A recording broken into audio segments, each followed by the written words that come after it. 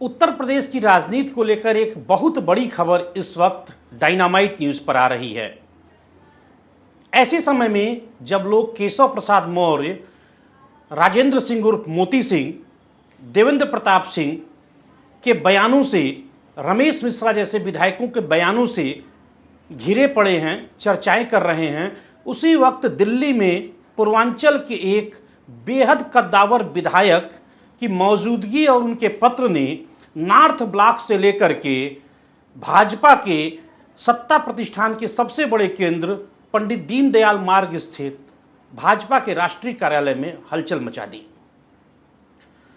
मामला कुछ यूं है, पूर्वांचल के एक बहुत ही बड़े राजनीतिक घराने से आने वाले भाजपा के विधायक, जो 7वीं बार के विधायक हैं, यूपी में प्रोटेम स्पीकर रह चुके हैं, कैबिनेट मंत्री रह चुके हैं, इन्होंने एक पत्र गृह मंत्री अमित शाह के नाम से लिखा है, भाजपा के राष्ट्रीय अध्यक्ष जेपी नड्डा के नाम से लिखा है। उसमें उन्होंने खुला आरोप लगाया है कि उनकी हत्या की जा सकती है। उत्तर प्रदेश में राजनीति और अपराध, चोली और दामन का एक तरह से इन दोनों का साथ रहा है। जरायम अपराध की प्रयोगशाला उत्तर प्रदेश समय समय पर रही है। एक से बढ़कर एक राजनीतिक हत्याएं, मर्डर उत्तर प्रदेश ने देखे हैं। खास तौर पर कैसे विधायकों को गोलियों से भुना गया है, इसका सबसे बड़ा उदाहरण कृष्णानंद राय हत्याकांड है, जब 400 राउंड गोली फायर करके विधायक भाजपा के कृष्णानंद राय सहित 7 लोगों को देखते ही देखते मौत के घाट उतार दिया गया था। इस कद्दावर विधायक ने आरोप लगाया है कि एक कुख्यात अपराधी और हिस्ट्री सीटर उनको जान से मारना चाहता है। एक गंभीर किस्म के विधायक लिखित में गृह मंत्री अमित शाह को यदि नॉर्थ ब्लॉक में चिट्ठी देते हैं, जेपी नड्डा भाजपा के राष्ट्रीय अध्यक्ष को खुला खत लिखते हैं, तो निश्चित तौर पे बात बड़ी होगी। क्या वाकई इस कुख्यात अपराधी और हिस्ट्री सीटर को लखनऊ में बैठे सत्ता के आकाओं का संरक्षण प्राप्त है? विधायक ने अपने पत्र में साफ लिखा है कि इस अपराधी की पैरवी के लिए लखनऊ के सत्ता प्रतिष्ठान के अहम किरदारों का फोन पुलिस महकमे को गया है।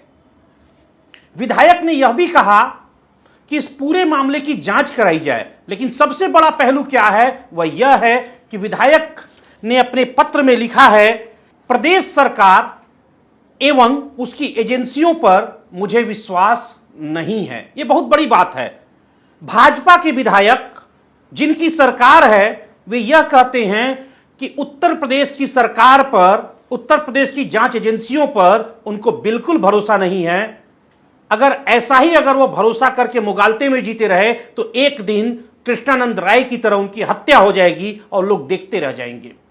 यही कारण है कि विधायक दिल्ली पहुंचे, नॉर्थ ब्लॉक और भाजपा के राष्ट्रीय मुख्यालय में बैठे सत्ता के नीति नियंताओं से मिले और इस पूरे मामले की केंद्रीय जांच एजेंसी सीबीआई से जांच कराने की मांग कर रहे हैं। जब विधायक से यह पूछा गया कि क्या आप उत्तर प्रदेश में किसी से नहीं मिले, तो उन्होंने जवाब दिया कि उत्तर प्रदेश में मिले, लेकिन लगा कि कुछ नहीं होगा, क्योंकि उस अपराधी को, कुख्यात हिस्ट्री सीटर को, उसकी जाति का नेता बताया जा रहा है। अब बड़ा सवाल यह है कि क्या भाजपा के बड़े नेताओं को वोट बैंक की चिंता है या फिर किसी विधायक की जान की? क्या किसी विधायक की जान वोट बैंक से अधिक है? भगवान न करे विधायक के साथ कहीं कोई अनहोनी हो जाए तो फिर उत्तर प्रदेश की कानून व्यवस्था का तो मानो सारा जो झूठी पोल पट्टी है वो पूरी खुल जाएगी, जिसका ढोल ये चापलूस अफसर चारों तरफ पीटते हुए घूम रहे हैं। उत्तर प्रदेश में सब कुछ अच्छा नहीं चल रहा है।